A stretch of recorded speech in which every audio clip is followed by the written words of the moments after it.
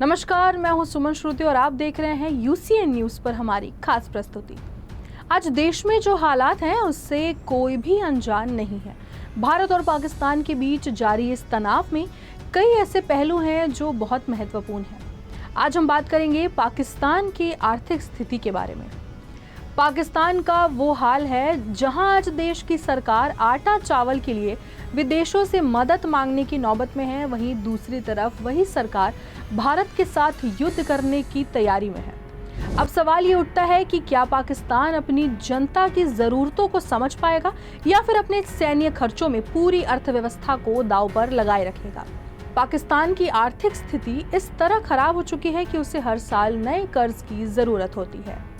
इस साल पाकिस्तान को आईएमएफ से एक और बेल आउट पैकेज मिला है, करीब 1 बिलियन का। हालांकि ये कोई पहली बार नहीं है कि पाकिस्तान आईएमएफ के पास सहायता के लिए गया हो। 1979 से अब तक पाकिस्तान 28 बार आईएमएफ से ऋण ले चुका है, लेकिन हर बार इन पैसों का इस्तेमाल सही तरीके से नहीं हुआ है। ऐसे में सवाल ये उठता है कि क्या पाकिस्तान के पास जो ये नए पैसे मिलते हैं उनका उपयोग पाकिस्तान के नागरिकों की भलाई के लिए होगा या फिर ये पैसे पाकिस्तान की सेना और राज्य प्रायोजित आतंकवाद को बढ़ावा देने के लिए किए जाएंगे। भारत ने इस मुद्दे को अंतर्राष्ट्रीय मुद्रा कोष यानी कि आईएमएफ में गंभीरता से उठाया और साफ तौर पर कहा कि पाकिस्तान का ट्रैक रिकॉर्ड बहुत खराब रहा है। हर बार आईएमएफ से कर्ज लेने के बाद पाकिस्तान की नीतियों में कोई बड़ा बदलाव नहीं आया।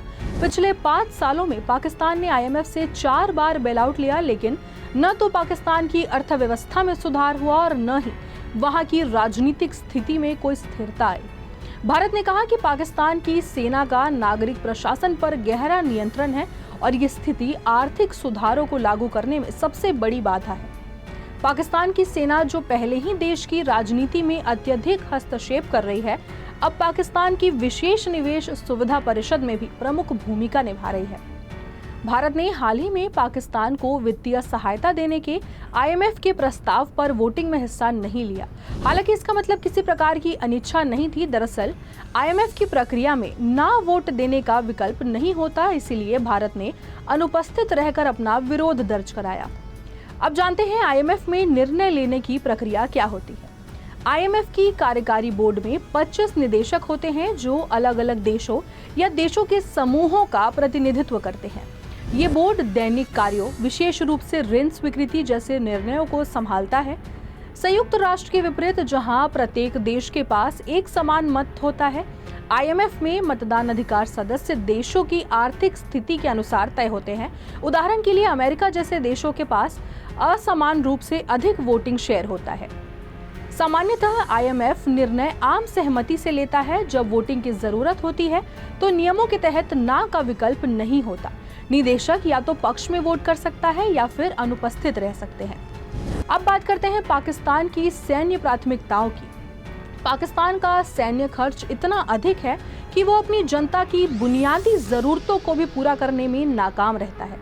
एक तरफ पाकिस्तान की सेना लाखों डॉलर खर्च करती है, वहीं दूसरी तरफ पाकिस्तान के नागरिकों के लिए स्कूलों में किताबें नहीं है, अस्पतालों में दवाएं नहीं है और सड़कों की हालातें खस्ता है। पाकिस्तान के हालात ऐसे हैं कि उसकी सेना युद्ध की धमकी तो देती है, लेकिन अपने नागरिकों को खून पसीने की कमाई खाने के लिए भी विदेशों से सहायता मांगनी पड़ती है। आज पाकिस्तान का ये सच है कि एक तरफ उसका सैन्य खर्च बढ़ता जा रहा है, वहीं दूसरी तरफ जनता का पेट भरना भी मुश्किल हो रहा है।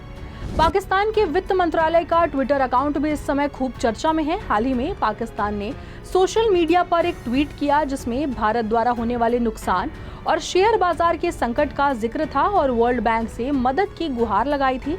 बाद में पाकिस्तान ने कहा कि उनका ट्विटर अकाउंट हैक हो गया था, लेकिन सोशल मीडिया पर पाकिस्तान की मदद मांगने की ये तस्वीर पूरे दुनिया में वायरल हो रही है। पाकिस्तान को हर बार ऐसा ही लगता है कि वो अपनी हालत सुधारने के लिए कर्ज ले सकता है, लेकिन हर बार यही कर्ज उसकी जनता की मुश्किलें बढ़ाता है। पाकिस्तान ने जो भी कदम उठाए वो अक्सर अपनी स्थिति को और खराब करने वाले होते हैं। ये एक गंभीर मुद्दा है और आने वाले समय में ये देखने वाली बात होगी कि क्या पाकिस्तान अपनी प्राथमिकताओं को सही दिशा में बदलता है या फिर वो आतंकवाद और सैन्य खर्चों के लिए नए कर्ज का इस्तेमाल करता रहेगा। पाकिस्तान की आर्थिक स्थिति सुधारने के लिए उसे अपने भ्रष्टाचार और आतंकवाद पर नियंत्रण पाना होगा, नहीं तो वो हमेशा IMF और अन्य संस्थाओं से कर्ज लेने की स्थिति में रहेगा और इस कर्ज का दुरुपयोग होता ही रहेगा। हालांकि पाकिस्तान को यह समझना होगा कि सिर्फ सैन्य खर्चों में पैसा लगाकर वो अपने देश की साख नहीं बना सकता। असली साख जनता के पेट भरने, स्कूलों में शिक्षा देने और स्वास्थ्य सेवाओं को मजबूती करने से आती है।